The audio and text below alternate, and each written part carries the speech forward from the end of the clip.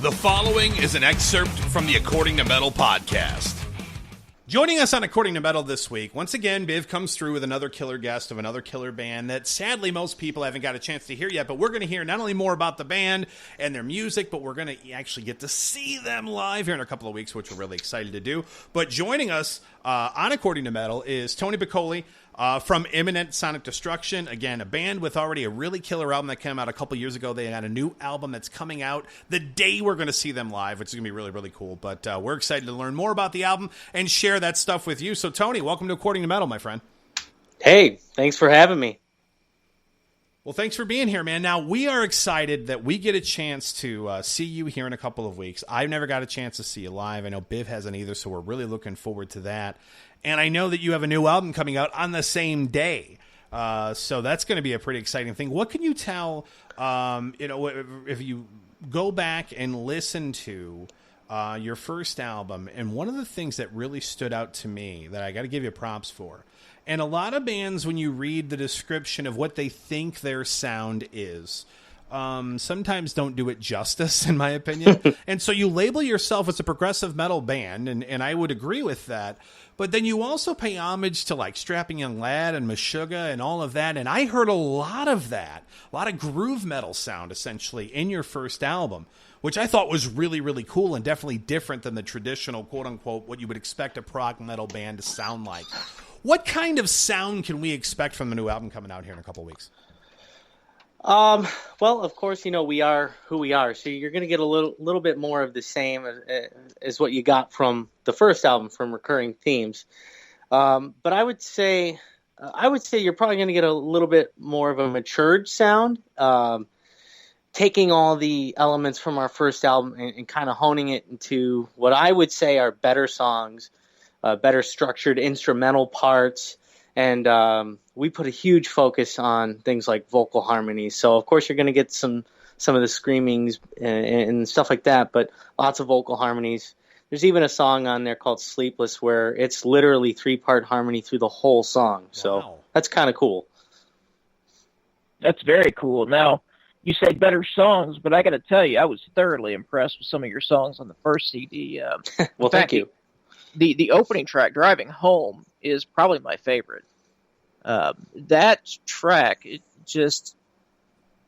it took me back to mid-90s prog metal when it was really kind of coming into its own. And Jason mentioned kind of paying homage. Well, to me, you kind of paid homage there to the Savages and the some of the early German prog metal conception, when Kahn, before Kahn got with, help me out here, Jay. With Camelot, I'm guessing. With Camelot, thank you, yes. Yeah. But that's what that whole sound it just was amazing to me. You guys did a great job on that. Well, thank you.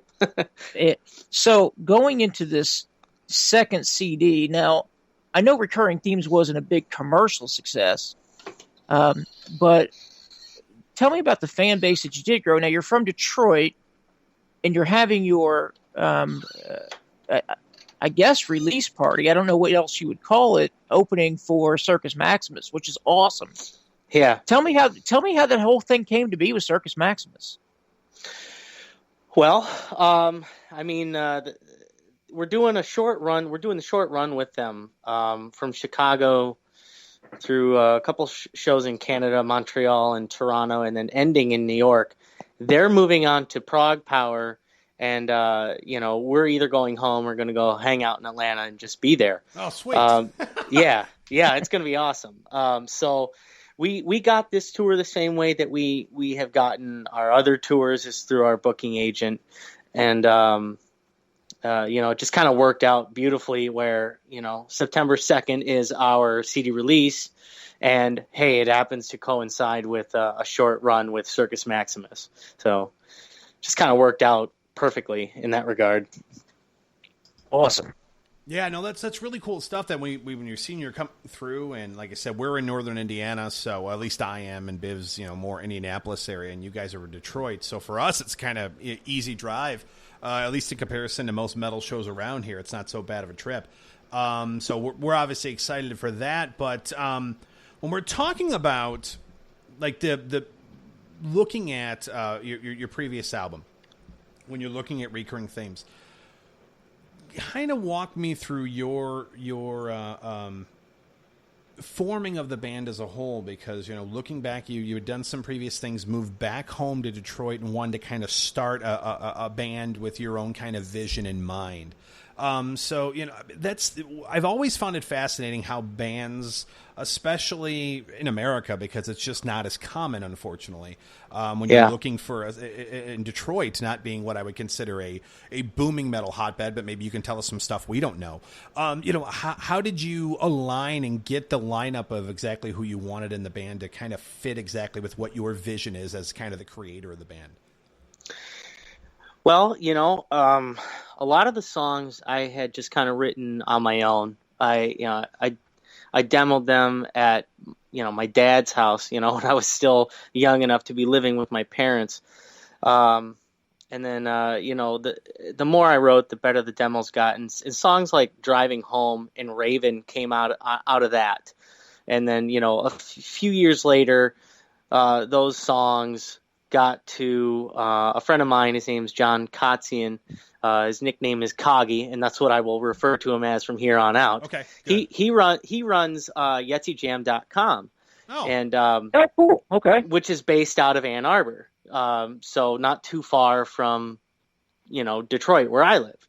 So, I sent him my music, and we were friends online for a while anyway because of forums. And I got to know Pat DeLeon, of course, former Tiles Great, and at the time that I knew him online was current Tiles Great. And I knew guys like Pete from local bands. I knew Brian from a local band called Justify. And, fast forward a little bit, Kagi hears these demos. He's throwing together a little miniature festival that he would throw with his friends, where they'd have bands come out and play, and there'd be beer and barbecue and stuff like that. And he said, "Listen, Tony, I want you to play this festival. I want you to play this show, and I'm going to put a band together for you." This is Kagi telling me this. No way. Yeah, so I was like, "All right, man." I mean, he kind of said this is going to be a one-time deal, because Pat was actually, he wasn't in Tiles anymore, but he was in another band. Pete was in Space Nelson. Brian was busy. Scott was doing he had a solo thing that he was doing. So everyone said yes, and we got together and jammed. And for the very first time we jammed, it was like, this is awesome. We really connected. And, it kind of took off from there. We learned the whole album. We decided we're going to continue to do this, wrote learned all the songs that I'd written, that I demoed out. They added their own flavors. We wrote a song together called Breaking Through. We've just kind of been doing that ever since. So it's almost, actually, I think it's coming up on 10 years, actually. Wow. It's quite incredible. Now, one of the challenges has to be, because the prog metal scene is so weak here in the U.S., particularly in the Midwest. What kind of challenges do you find even getting local clubs to find any kind of interest in you? Well, we are pretty heavy most times, musically. So we get to hang out and fit on a lot of bills with metal bands. Some of them are really bad. Some of them are just nonstop, like, which is fine. Obviously I like death metal and stuff like that. And I'm a fan of it, but you don't necessarily want to pair up with them all the time. But there is actually a lot of really talented musicians, and they've put together some good metal bands out here. I can rattle off a couple for you if you want, but I will just say that there's a lot of good musicians here, and because we have good musicians, they appreciate stuff that we do, like the more prog metal related stuff. They go, "Oh man, it's awesome what you guys do. I could never do that, but I love what you do."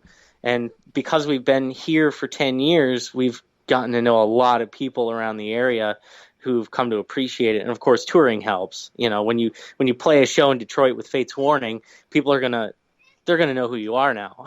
Yeah, no, Right. that certainly helps. Absolutely. Now speaking of the new album coming out, there, if there is a song that, if someone had 10 minutes to check out Imminent Sonic Destruction, maybe even only 5, what's the one song that you would say, yeah, this is the one that you should check out? And more importantly, this is the kind of the sound that we are kind of what our trademark sound would be.